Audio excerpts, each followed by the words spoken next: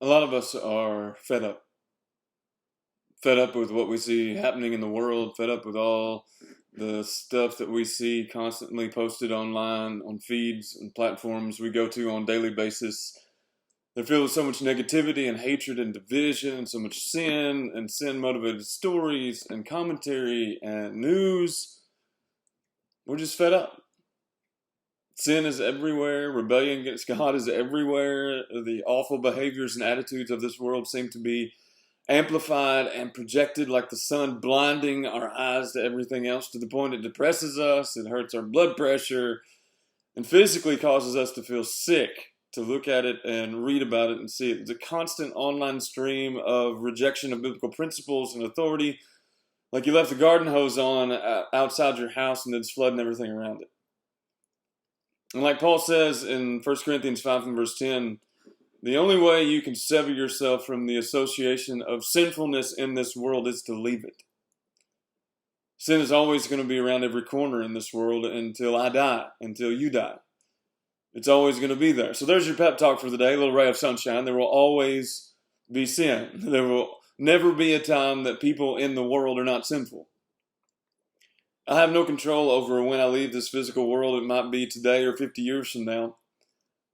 But what I do have control over is leaving the cyber world. Turning off the TV, tuning out, the social platforms of Facebook, Twitter, Instagram, Snapchat, Yahoo News, all the cable news. I can be a Christian and not be active on Facebook or Twitter. I can be a Christian and never have an Instagram account. And I can be a Christian without ever being in a Snap story. I can be a Christian and not be glued to every news outlet and be up to date on the latest tech or apps. I can leave those worlds, the online counterfeit avatars of life that people have made for themselves to show off to everyone. I can cut off those platforms and be just fine. There was life before online social media, before the internet, and as one singer wrote about the internet, life became dangerous the day we all became famous. I can't sever all ties and disassociate with the sinfulness I'm around every day in this physical life, from the people at the dollar store who can't say 2 words without cussing even when my kids are around, to the people in this world who would steal a dime if you left it out in the open, or steal your phone or wallet if you left your truck window down. I can't physically leave this world. But I can cut off everything from my cyber life and be fine. I can cut off the artery that is used to pump in so much negative poison into so many people's lives. And some of you are addicted to this stuff. You can't go but a few minutes without checking or updating or looking for new likes or hearts or comments or views. And you have your phone rigged to tell you when everyone views or likes or comments on whatever you uploaded.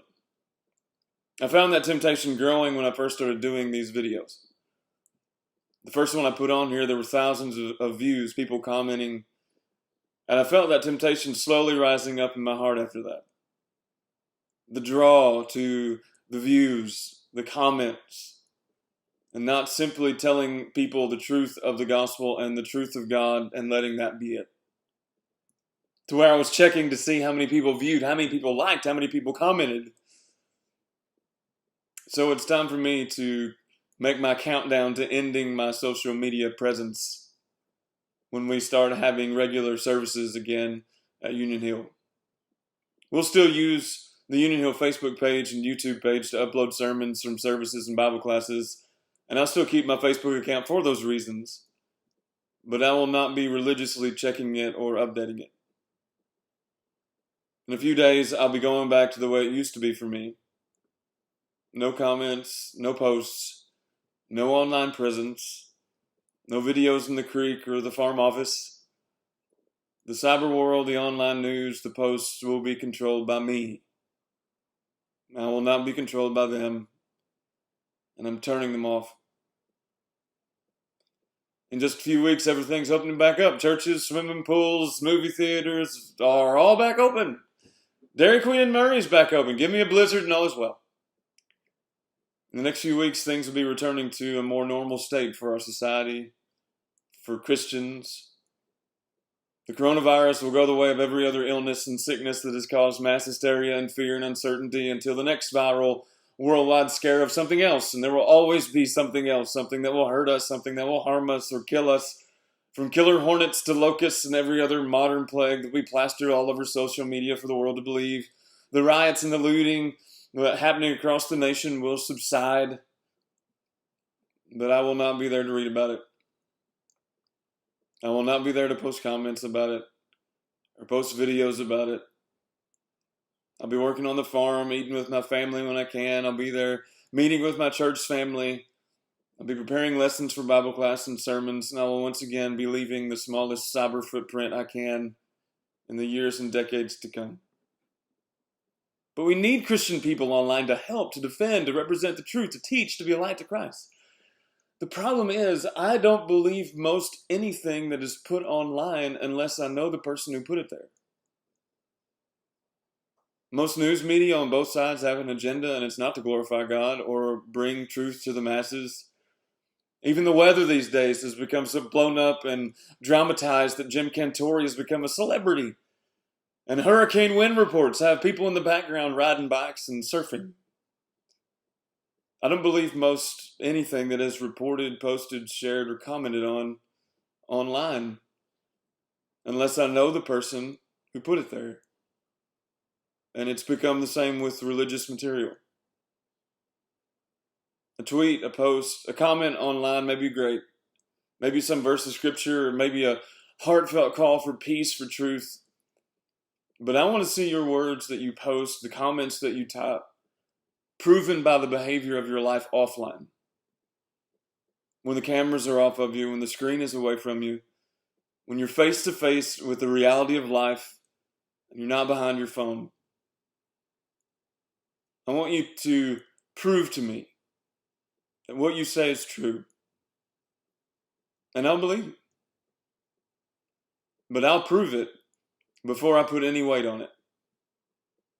If I'm on a 10-foot ladder, an old wooden ladder, and the next step looks a little rotten, and someone says to me, it's okay, it's a little rotten, but it'll hold you. I'm not taking their word for it.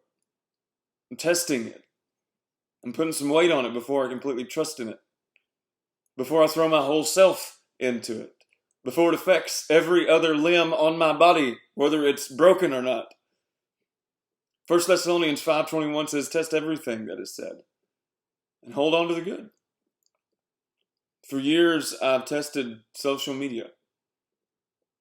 The feeds, the news, the reports, the posts. And I've concluded I wouldn't put weight on what most people say. Because I don't know them. Call me cynical all you want, or old-fashioned, it's the truth. And it's about time we get back to the one truth of the Bible without having to have social media and Facebook and Twitter posts to explain it. I challenge you to step away from all of that and let God and His Word simply be your guide in your physical life. As long as my elders at church want me to continue to do these videos, I will obey those who have the rule over me and do them. I thank those who have commented, have sent messages, and your appreciation has encouraged me. But the countdown has started for this online artery to be permanently severed in my life. And I challenge you to look at yours.